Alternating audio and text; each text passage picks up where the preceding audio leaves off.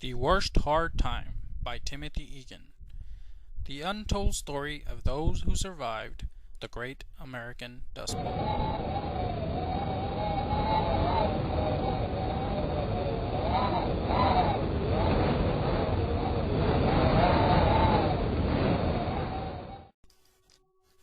The dust storms that terrorized America's high plains in the darkest years of the Depression were like nothing ever seen before. In The Worst Hard Time, the Pulitzer Prize-winning New York Times journalist and author Timothy Egan tells the epic story of this environmental disaster and its impact on the communities stricken with fear and choked by dust in the dirty 30s. John Steinbeck gave voice to those who fled the Dust Bowl in his masterpiece, The Grapes of Wrath. But in this story, Timothy Egan's own story, he tells of those who stayed and survived. It is an extraordinary story of endurance and heroism. Now these folks, well into their 80s and 90s, will soon carry their memories to the grave with them. The Worst Hard Time is a powerful cautionary tale about the dangers of trifling with nature. The Dust Bowl lasted about a decade. Its primary area of impact was on the southern plains. Now the northern plains were not so badly affected, but nonetheless, the drought, wind-blown dust, and agricultural decline were no strangers to the north. In fact, the agricultural devastation helped to lengthen the Depression, whose effects were felt worldwide. The movement of people on the plains was also profound. We found some exclusive footage of some interviews that some Associated Press reporters did back in 1933. Won't you sit a spell and listen in?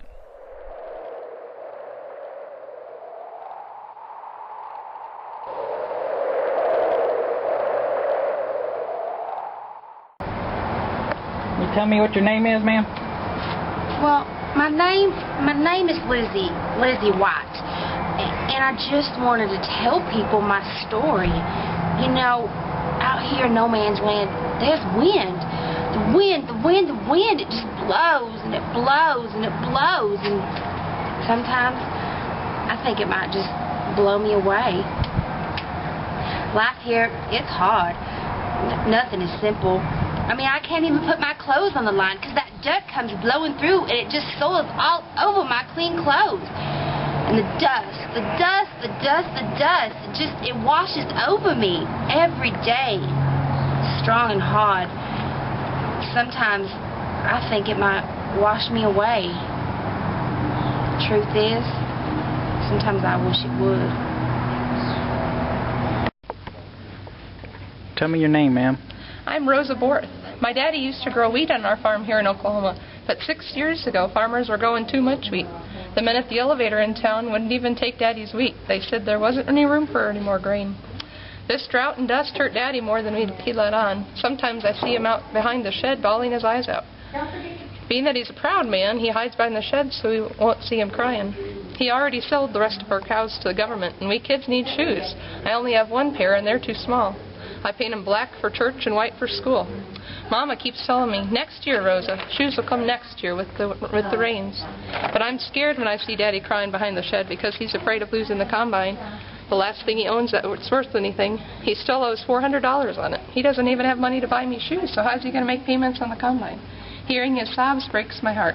I think I can go on a little bit longer without shoes. Tell me your name, ma'am. My name is Catherine Folkers. We built a house here in Boise City. It was one of the finest here in Boise City. I even have glass windows. Yesterday morning, I opened all of my windows because it was so nice outside, and I cleaned all day from top to bottom. That dust, it gets in the smallest places. Then it blew in. Another duster. All that dust has showered my walls with dirt and all over the ceiling. I cleaned all day. and it's all over again. I just wish it would rain so that the dust would just go away. What's your name, ma'am?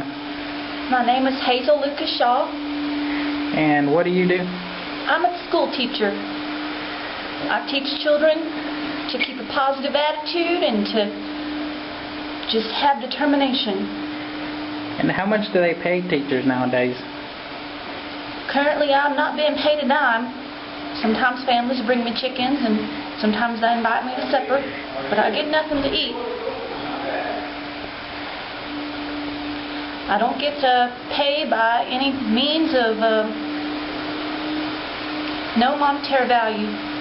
This is all a civic duty, and I consider myself a citizen that's going to make the future of this place that we call no man's land. It is not going to get the best of me. So what caused the Dust Bowl, you might ask? Poor agricultural practices and years of sustained drought. That's what caused the Dust Bowl. The plains grasslands had been deeply plowed and planted to wheat.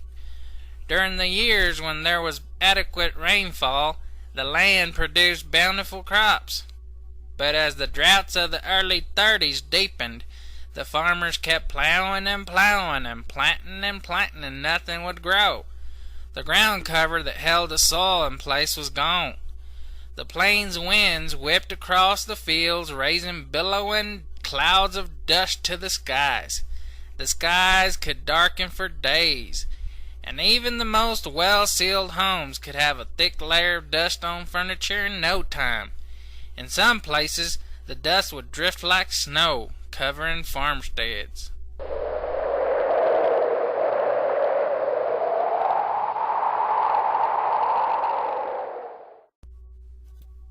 We'd like to thank you for joining us today as we unraveled the mystery of America's ever greater natural disasters. We hope that you took away with you a deeply rooted understanding of what the great people of the High Plains went through. Thank you, and happy trails.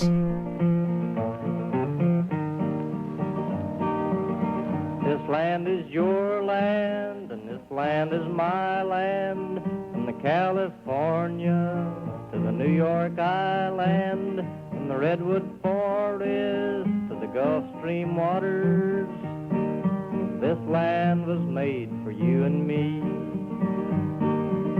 As I went a-walking that ribbon of highway, I saw above me that endless skyway, saw below me that golden valley. This land was made for you and me.